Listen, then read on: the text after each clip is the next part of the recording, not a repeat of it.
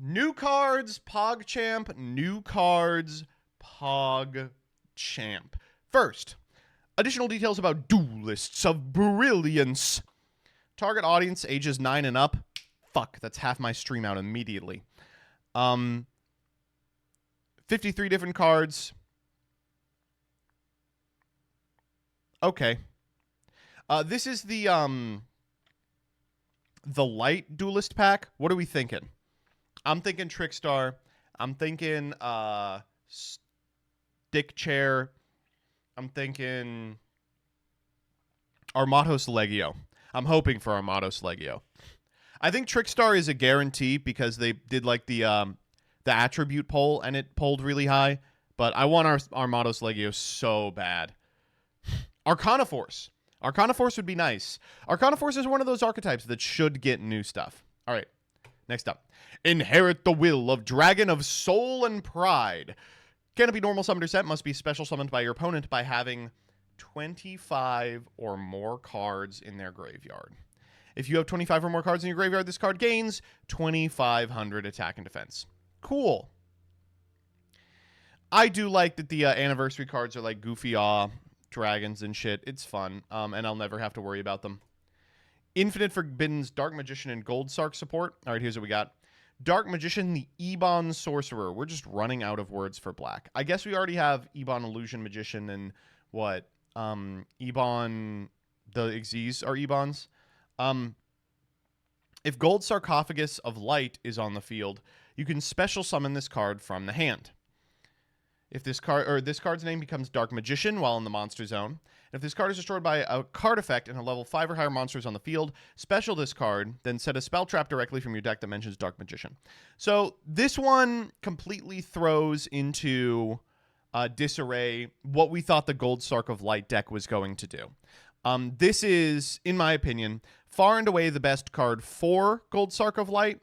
And now it feels like Gold Sark of Light is just going to be some sort of extender in Dark Magician.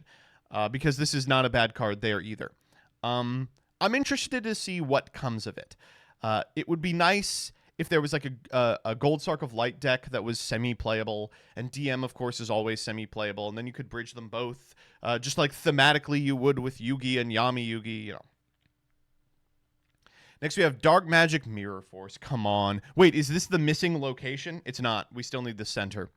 When an opponent's monster declares an attack or an opponent's monster effect is activated that would destroy a monster on the field, and a monster that mentions Gold Sark of Light is on the field, the next time each monster you control that mentions Gold Sark of Light would be destroyed by battle or card effects this turn is not. Also destroy all attack position monsters. Then if you control Dark Magician, inflict 500 to your opponent for each monster destroyed by this effect. Okay, so it's Mirror Force, but it also triggers if you pop them by card effect. That's cool, but I would imagine that this is a card that's going to be searched as part of a combo, and as anyone who has ever activated Duality can tell you, these cards are way less good when your opponent knows about them. Doesn't seem particularly strong. Next up. Call forth a millennium's worth of sealed magic. Like a phantom, like a god, a millennium's treasure. All right, so this is the Exodia support. We're going to begin with the Phantom God Exodia Incarnate. This is the one that Solomon's ancestor summons, right, in the Dark RPG. 5 Forbidden 1 monsters. This card on the field cannot be destroyed by your opponent's card effects. Oh, it's not? It's from the game Forbidden Memories? Oh, great. Once per turn, if this card battles, during damage calculation, it gains attack equal to your current life points. Once per turn when a spell trap, card, or effect is activated, you can negate the activation. Once per turn during the end phase, you can set an Exodo or Obliterate directly from your deck. And once per turn during your standby phase, you lose 1,000 life points. So I saw Abyss kind of losing her little mind over this, and I don't know. I think this card is not particularly good, unsurprisingly. But I do think it's interesting. The Spell Trap Negate is nice. It means that you can play a lot of cards in the deck that you otherwise wouldn't be able to because they just absolutely get fucking owned by any generic Spell Trap. I would have to look up... You know what, actually? Let's boot up Edo Pro and check out the Exodo line of traps momentarily. What the hell is an Exodo?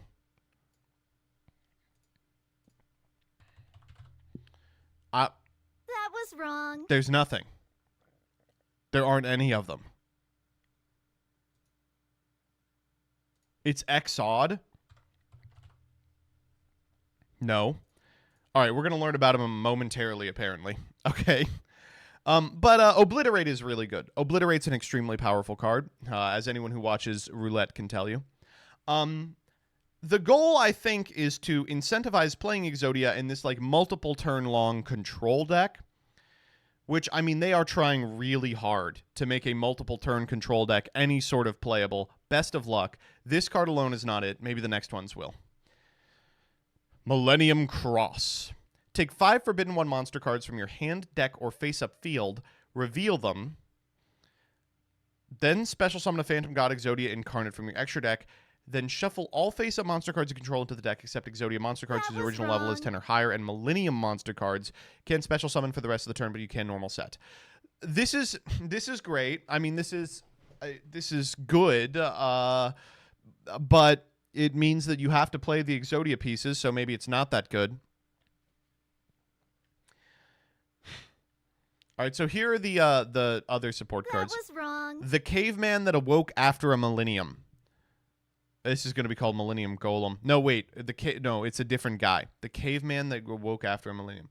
Geico Gecko, the Forbidden One. If this card is in your... Geico Caveman, the Forbidden One, right? Oh, it's Senegin? Well, is he still going to be called Senengin? He has to be, right? If this card is in your hand, you can place it face up in your spell and trap zone as a continuous spell. If it's a continuous spell, you can pay 2,000 life points or reveal a Millennium Cross, a special to summon this card, then add a Millennium Monster or a Senengin from your deck to your hand. Why? Who knows? Can't be destroyed by card effects, or by monster effects. And it does not forbid itself.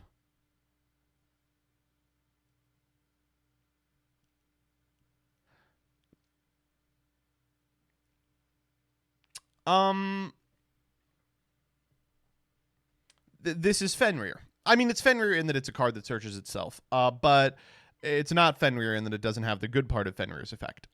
This is interesting. Gives me a lot of hope. That was wrong.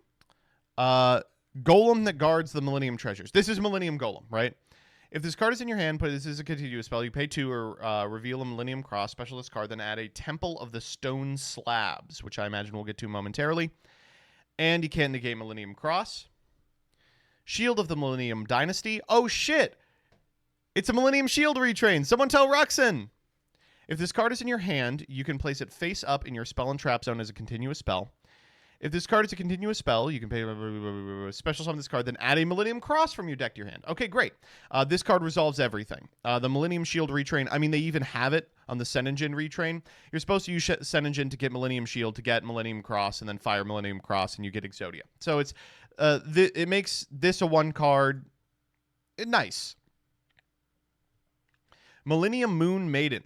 If this card is a continuous spell, if your opponent activates a card or effect while this card is a continuous spell, special this card, and if you do, your opponent can target level 5 or higher illusion or spellcaster monsters you control with card effects this turn. If this card battles a monster, neither can be destroyed by that battle. This card exists for Branded Chimera to now be able to search a better illusion than that lamp. Millennium Absoluter. This is Millennium Fiend Reflection.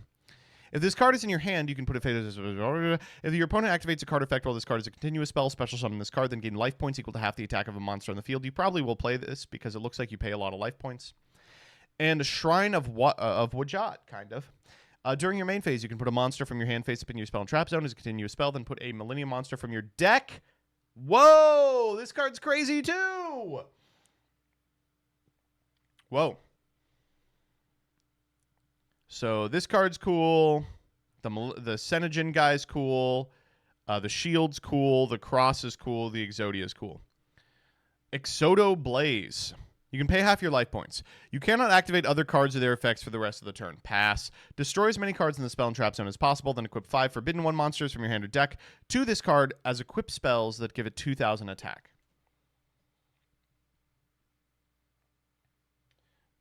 What? To the quick play spell?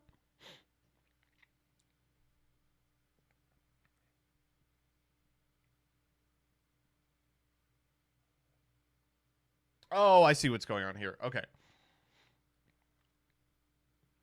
Well, that's fine. Raging Hellfire, Exodo Flame. If you control level 10 or higher Exodia monster, destroy all cards your opponent controls. If this card is in your graveyard, banish it and activate effect. Add a Forbidden One monster or shuffle up to 5 from your graveyard of banishment into the deck. This one's interesting. This one's really interesting. First, banishment. Second, this is like good. Like, you have a million ways to make the big Exodia, and this says destroy all your opponent's cards. Wow. So, man, I don't know. So these look really good.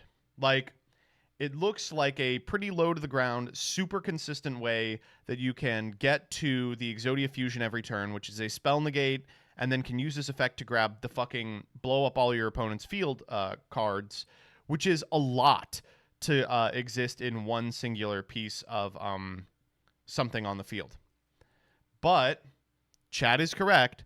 The pieces do not do a goddamn thing.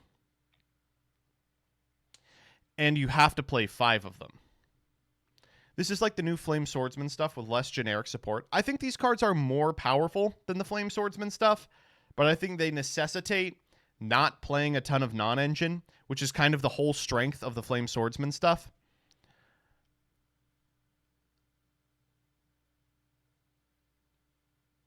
But if you draw the pieces, you just win. True. Very true. I don't know. I will keep an eye on this stuff, but it's not as terrible as I just sort of assumed by virtue of being DM support. Next up, clarification on this. Oh, okay. They fixed some of the text because it was artifacted to shit on Twitter. And finally, Early Days Collection video games. Konami confirms they're porting Yu-Gi-Oh! Games from consoles such as the GBC and the Game Boy Advance to Nintendo Switch and Steam. No confirmation of ports to English will be released, so, get fucked. Release date, pricing, etc. is unknown. I think they actually have since confirmed that they are doing English ones, and it is also going to include a couple of games that never came out in America, but I'll just tell you right now, they're going to suck shit. They're not like good games. That said, I have some really fond memories of playing a couple of very specific Yu-Gi-Oh! GBA games, and it's going to be good to revisit those. Who remembers resetting the date on the timer so you could get back to the World Tournament and unlock the final duelists? And I don't mean on the DS where you could change the date. I mean on the Game Boy Advance where you had to enter a dual scoop 365 times.